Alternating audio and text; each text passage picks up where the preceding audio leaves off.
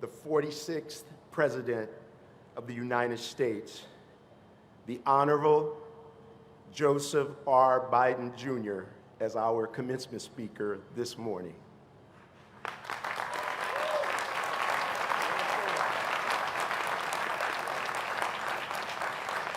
They say that when you find a job that you love, it isn't work at all. That can be said for Joseph Biden, Jr., who has spent his entire life in public service. His career began in 1970 in his hometown of Delaware, when he was elected to the Newcastle County Council, a post he sought just after graduating from Syracuse Law School. 2 years later, at 29, Biden was one of the youngest people ever elected to the U.S. Senate, where he remained for 36 years. During that time, he served 16 years as chairman, a ranking member of the Senate Judiciary Committee,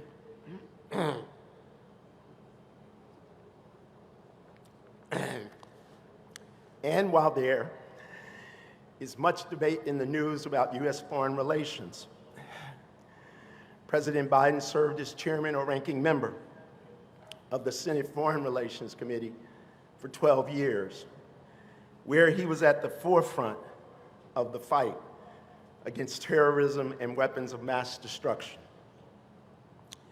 In a speech just a few years ago, President Biden reminded us of the responsibility of the U.S. as the oldest and largest democracy on earth. He said, and I paraphrase, "America is an idea stronger than any army, bigger than any ocean, more powerful than any dictator or tyrant. It gives hope to the most desperate people on earth, guaranteeing that everyone is treated with dignity." Those words are a reminder of our role in the world, spoken by a man who has lived the standard. In 2008, Joseph R. Biden made history once again, this time as vice president to the country's first black president, Barack Obama. Together, President Obama and Vice President Biden changed the way Americans experience health care through the Affordable Care Act.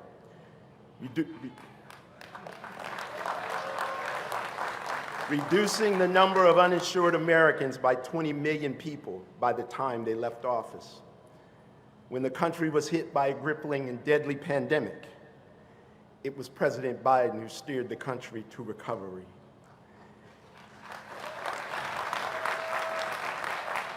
He was elected the 46th President of the United States in 2020 and sworn in office in January of 2021.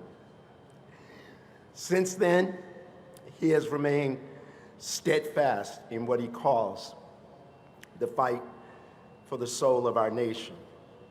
With the American Recovery Act, bipartisan infrastructure law, he has put Americans on the track to prosperity while also fixing the nation's crumbling roads, bridges, and rails. I'm almost done. It is a once in a generation investment in our nation that is putting millions of Americans to work. I'll conclude my introduction by calling attention to the fact that no administration in history since the inception of historically black colleges and universities has invested more in our institutions than the Biden administration has.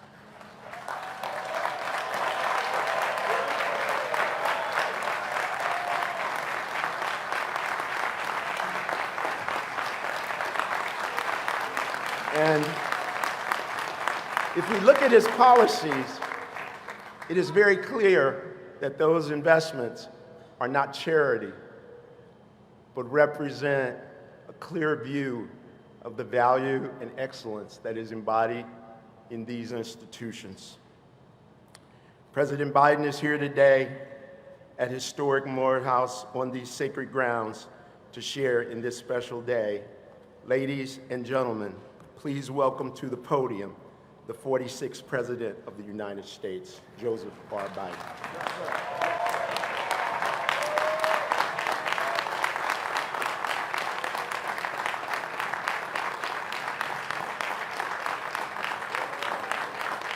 Thank you.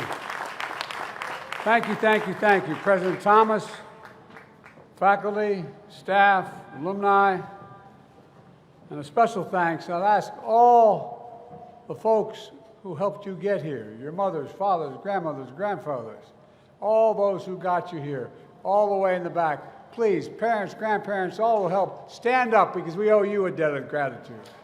To all the families.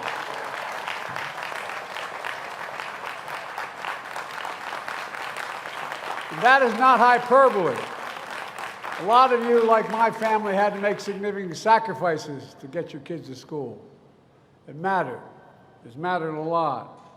And the friends of Morehouse and the Morehouse men of the class of 2024, I got more Morehouse men in the White House telling me what to do than I know what to do.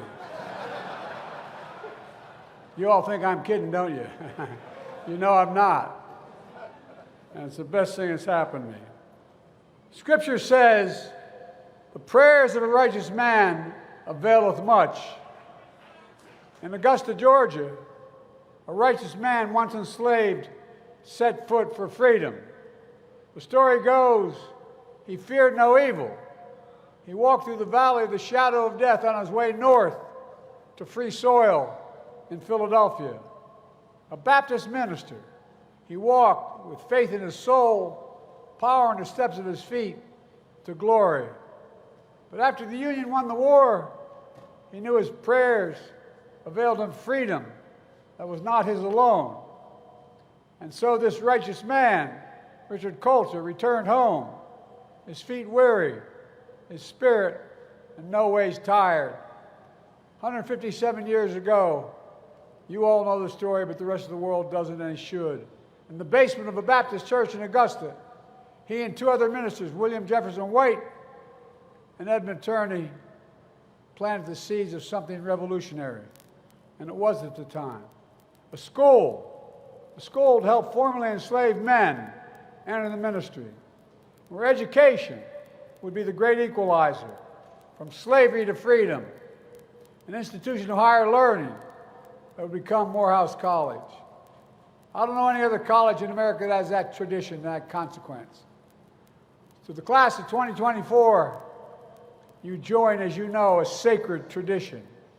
And education makes you free, and Morehouse education makes you fearless. I mean it. Visionary, exceptional. Congratulations, you are Morehouse men. God love you.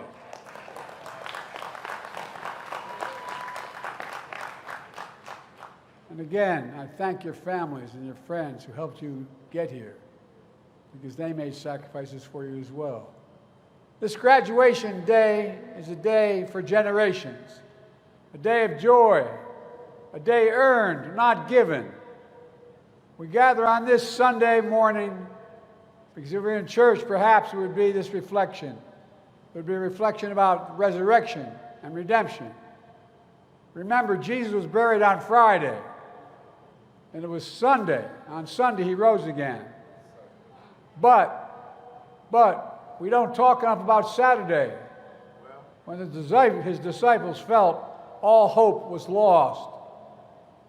In our lives, in the lives of the nation, we have those Saturdays to bear witness the day before glory, seeing people's pain and not looking away. But what work is done on Saturday to move pain to purpose? How can faith get a man, get a nation through what was to come. Here's what my faith has taught me. I was the first Biden to ever graduate from college, taking out loans, my dad and all through school, to get me there. My junior year, spring break, I fell in love at first sight, literally, with a woman I adored. I graduated from law school in her hometown. I got married and took a job at a law firm in my hometown, Wilmington, Delaware. But then, everything changed. One of my heroes, and he was my hero, a Baptist minister, a Morehouse man, Dr. Martin Luther King. In April of my law school graduation year, he was murdered. My city of Wilmington, and we were, to our great shame, a slave state, and we were segregated. Delaware erupted into flames when he was assassinated, literally. We're the only city in America where the National Guard patrolled every street corner for 9 full months with drawn bayonets, the longest stretch of any American city since the Civil War. Dr. King's legacy had a profound impact on me and my generation, whether you were black or white. I left the fancy law firm I had just joined and decided to become a public defender and then a county councilman, working to change our state's politics to embrace the cause of civil rights. The Democratic Party in Delaware was a Southern Democratic Party at the time. We wanted to change it to become a Northeastern Democratic Party. Then we were trying to get someone to run for the United States Senate the year Nixon ran. I was 29 years of age. I had no notion of running. I loved reading about it. Everybody knew I was going to run. I didn't know I was going to run. When a group of senior members of the Democratic Party came to me, they couldn't find anybody to run and said, "You should run." Nixon won my state by 60% of the vote. We won by 3,100 votes. We won by the thinnest of margins. But with a broad coalition, including students from the best HBCU in America, Delaware State University. You guys are good, but they got me elected. Y'all think I'm kidding. I'm not kidding. But by Christmas, I was a newly elected senator hiring staff in Washington, D.C., when I got a call from the first responders, my fire department in my hometown, that forever altered my life. They put a young woman, first responder, on the line to say, "There's an automobile accident. Tractor trailer hit your wife's car while she was Christmas shopping with her 3 children."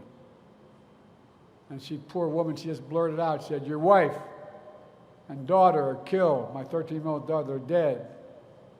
And your almost 3-year-old and 4-year-old sons are badly injured. We're not sure they're going to make it either."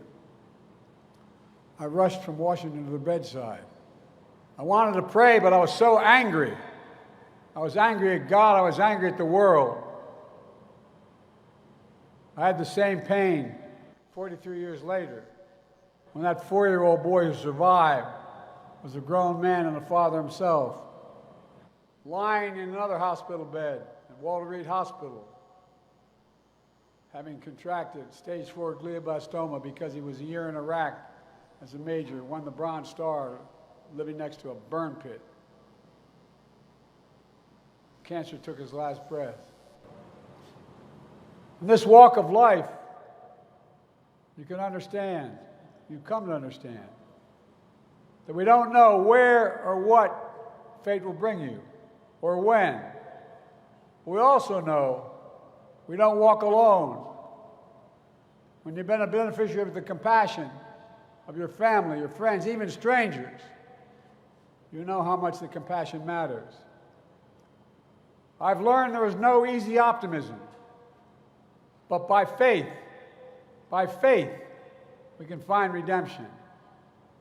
I was a single father for 5 years. No man deserves one great love, let alone 2. My youngest brother was a hell of an athlete, did a great thing. He introduced me to a classmate of his. Said, "You'll love her. She doesn't like politics." all kidding aside, until I met Jill, who healed the family and all the broken places. Our family became my redemption. Many of you have gone through similar or worse and even worse things, but you lean on others. They lean on you, and together you keep the faith in a better day tomorrow. But it's not easy. I know 4 years ago, as some of your speakers have already mentioned, it felt like one of those Saturdays. The pandemic robbed you of so much. Some of you lost loved ones, mothers, fathers, brothers, sisters, who aren't able to be here to celebrate with you today. You missed your high school graduation. You started college just as George Floyd was murdered, and there was a reckoning on race. It's natural to wonder if democracy you hear about actually works for you. What is democracy? If black men are being killed in the street, what is democracy? The trail of broken promises still leave black communities behind. What is democracy?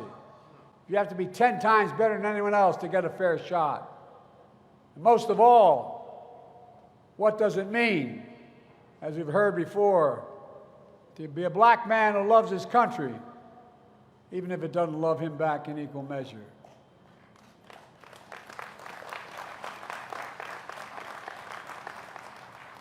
When I sit behind the Resolute desk in the Oval Office, in front of the fireplace across from my desk, I have two busts, one of Dr. King, one of Bobby Kennedy. I often find myself looking at those busts, making decisions. Ask myself, are we living up to what we say we are as a nation? To end racism and poverty? To deliver jobs and justice? To restore our leadership in the world? I look down and see the rose around my wrist that was that of my late son he had on him when he died at Walter Reed, and I was with him. I asked myself, what would he say? I know the answer because he told me in his last days. My son knew the days were numbered. The last conversation was, Dad, I'm not afraid, but I'm worried. I'm worried you're going to give up when I go. You're going to give up. We have an expression in the Biden family. When you want someone to know, give your word, you say, look at me. He was lying to me, he said, look at me, Dad. Look at me. He said, give me your word. Give me your word as my father, that you will not quit, that you will stay engaged. Promise me, Dad. Stay engaged. Promise me. Promise me. I wrote a book called Promise Me, Dad, not for the public at large, although a lot of people ended up buying it. It's for my grandchildren and great-grandchildren to know who Beau Biden was. The rose around my wrist, the bust in my office remind me that. Faith asks you to hold on to hope, to move heaven and earth, to make better days. Well, that's my commitment to you, to show you democracy, democracy, democracy is still the way. If black men are being killed in the street, we bear witness. For me, that means to call out the poison of white supremacy, to root out systemic racism. I stood up for George Floyd's family to help create a country. We don't need to have that talk with your son or grandson as they get pulled over. Instead of a trail of broken promises, we're investing more money than ever in black families and black communities. We're reconnecting black neighborhoods cut off by old highways and decades of disinvestment when no one cared about the community. We've delivered checks in pockets to reduce black child poverty, the lowest rate in history. Removing every lead pipe in America so every child can drink clean water without fear of brain damage and can't afford to remove the lead pipes themselves. We're delivering affordable high-speed internet so no child has to sit in a parent's car or do their homework in a parking lot outside of McDonald's. Instead of forcing you to prove you're 10 times better, We're breaking down doors so you have 100 times more opportunities. Good paying jobs you can raise a family on in your neighborhood. Capital to start small business and loans to buy homes. Health insurance, prescription drugs, housing that's more affordable and accessible. I've walked the picket line and defended the rights of workers. I'm relieving the burden of student debt. Many of you have already had the benefit of it, so I can chase your dreams and grow the economy. When the Supreme Court told me I couldn't, I found 2 other ways to do it. And we were able to do it because it grows the economy. And I, in addition to the original $7 billion investment in HBCUs, I'm investing $16 billion more dollars, more in our history, because you're vital to our nation. Most HBCUs don't have the endowments. The jobs of the future require sophisticated laboratories, sophisticated opportunities on campus. We're opening doors so you can walk into a life of generational wealth, to be providers and leaders for your families and communities. Today, record numbers of Black Americans have jobs, health insurance, and more than ever. Democracy is also about hearing and heeding your generation's call to a community free of gun violence and a planet free of climate crisis, and showing your power to change the world. But also know, some of you ask, what is democracy? We can't stop wars that break out and break our hearts. In a democracy, we debate and dissent about America's role in the world. I want to say this very clearly. I support peaceful, nonviolent protest. Your voices should be heard, and I promise you I hear them. I determined to make my administration look like America. I have more African Americans in high places, including on the court, than any president in American history, because I need the input. What's happening in Gaza and Israel is heartbreaking. Hamas's vicious attack on Israel, killing innocent lives and holding people hostage. I was there 9 days after. Sent pictures of tying a mother and a daughter in a rope, pouring kerosene on them, burning them, and watching as they died. Innocent Palestinians caught in the middle of all this. Men, women, and children killed or displaced in desperate need of water, food, and medicine. It's a humanitarian crisis in Gaza. That's why I've called for an immediate ceasefire.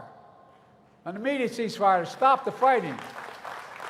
Bring the hostages home. And I've been working on a deal as we speak, working around the clock to lead an international effort to get more aid into Gaza, rebuild Gaza. I'm also working around the clock for more than just one ceasefire. I'm working to bring the region together, working to build a lasting, durable peace. Because the question is, and you see what's going on in Israel today, what after? What after Hamas? What happens then?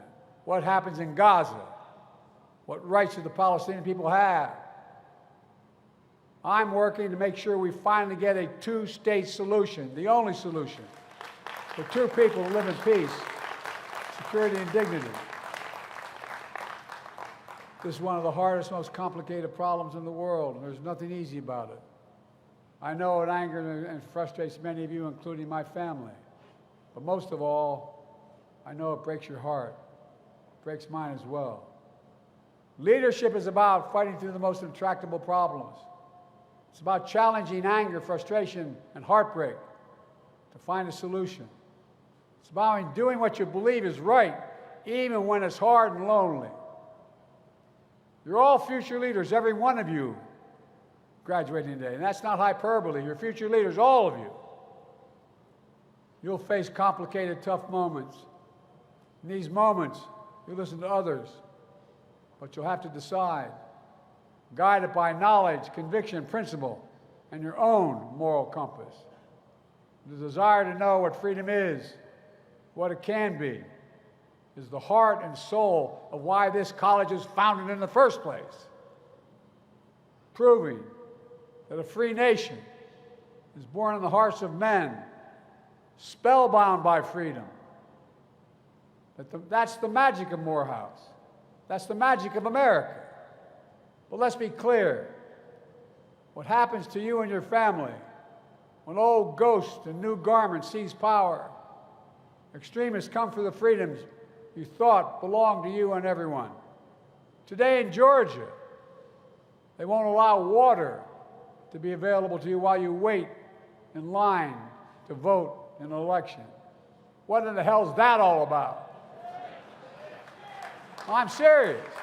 Think about it.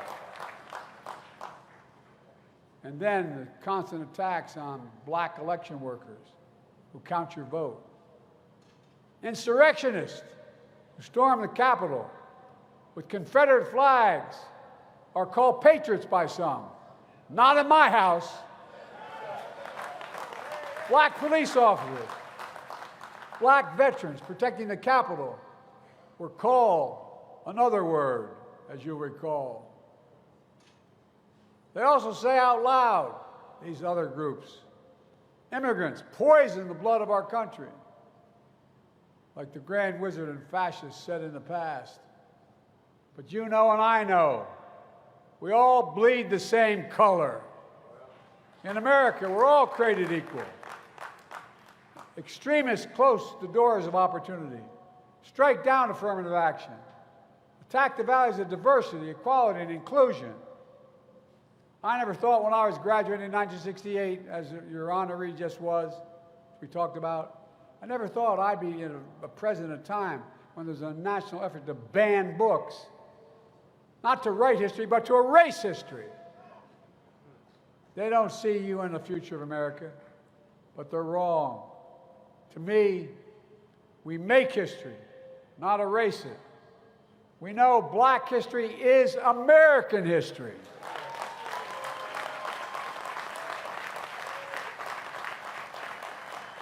Many of you graduates don't know me, but check my record. You know what I'm saying. I mean from my gut. We know black men are going to help us lead us to the future. Black men from this class in this university.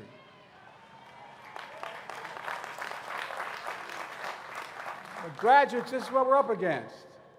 Extremist forces aligned against the meaning and message of Morehouse. And they peddle a fiction, a caricature, what being a man is about. Tough talk, abusing power, bigotry. Their idea of being a man is toxic. I ran them all the time when I was younger. I want to get started. But that's not you. It's not us. You all know and demonstrate what it really means to be a man. Being a man is about strength, of respect and dignity. It's about showing up, because it's too late if you have to ask. It's about giving hate no safe harbor and leaving no one behind and defending freedoms. It's about standing up to the abuse of power, whether physical, economic, or psychological. It's about knowing faith without works is dead. Look, you're doing the work. Today I look out at all you graduates and I see the next generation of Morehouse men. We're doctors and researchers curing cancer, artists shaping our culture, fearless journalists and intellectuals challenging convention. I see preachers and advocates who might even join another Morehouse man in the United States Senate. You can clap for him. He's a good man. As I said, I'm proud to have the most diverse administration in history to tap into the full talents of our nation.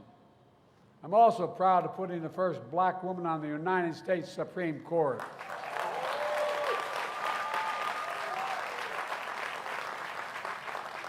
And I have no doubt one day a Morehouse man will be on that court as well. Oh, you know it.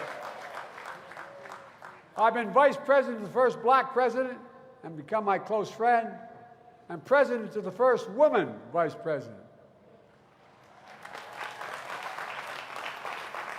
Well, I have no idea, no doubt, But a Morehouse man will be president one day, just after an AKA from Howard.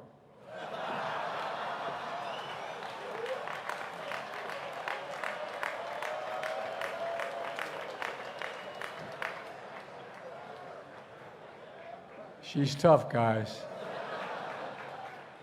Look, let me close with this. I know I don't look like I've been around very long.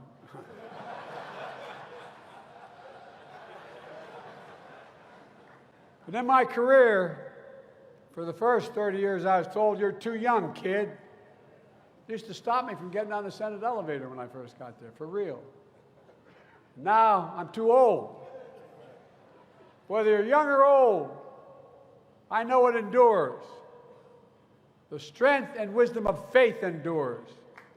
And my hope for you is, my challenge to you is, that you still keep the faith so long as you can. That cap on your head proves you've earned your crown. The question is now, 25 years from now, 50 years from now, when you're asked to stand and address the next generation of Morehouse men, what will you say you did with that power you've earned? What will you say you've done for your family, for your community, your country, when it mattered most? I know what we can do. Together we're capable of building a democracy worthy of our dreams, a future where even more your brothers and sisters can follow their dreams, a boundless future where your legacies lift us up to show those who follow, a bigger, brighter future that proves the American dream is big enough for everyone to succeed. Class of 2024, 4 years ago it felt probably like Saturday. 4 years later you made it to Sunday, to commencement, to the beginning. And with faith and determination, you can push the sun above the horizon once more. You can reveal the light of hope, and I'm not kidding, for yourself and for your nation. The prayers of a righteous man availeth much. A righteous man, a good man, a Morehouse man. God bless you all. We're expecting a lot from you. Thank you.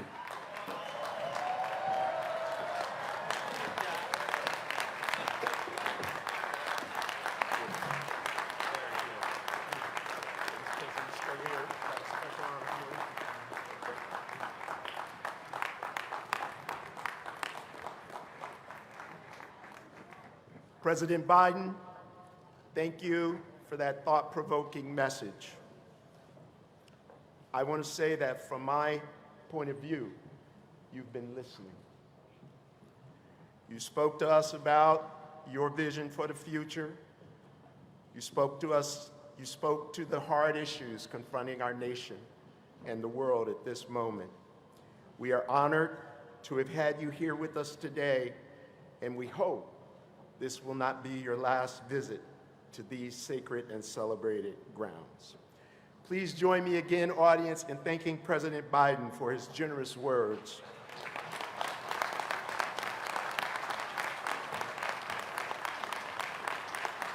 And before you leave, President Biden, we want to present you with a very special honor today.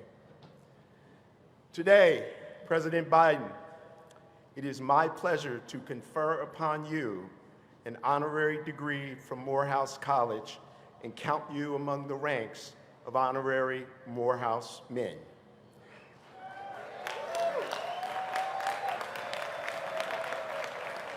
And therefore, with the authority granted in me by the Morehouse College Board of Trustees, I confer upon you, Joseph R. Biden, Jr., the Honorary Doctor of Laws, honoris causa, with all the rights, privileges, and responsibilities appertaining thereunto. Congratulations, Dr. Joseph Biden.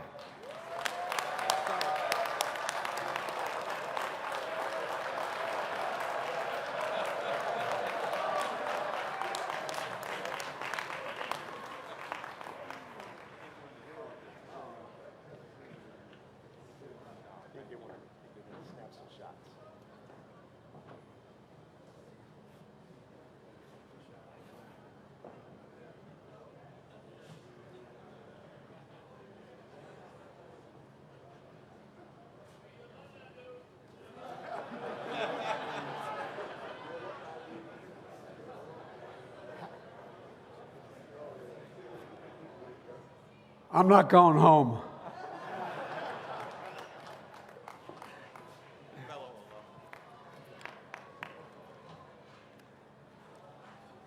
Now, the Morehouse College Glee Club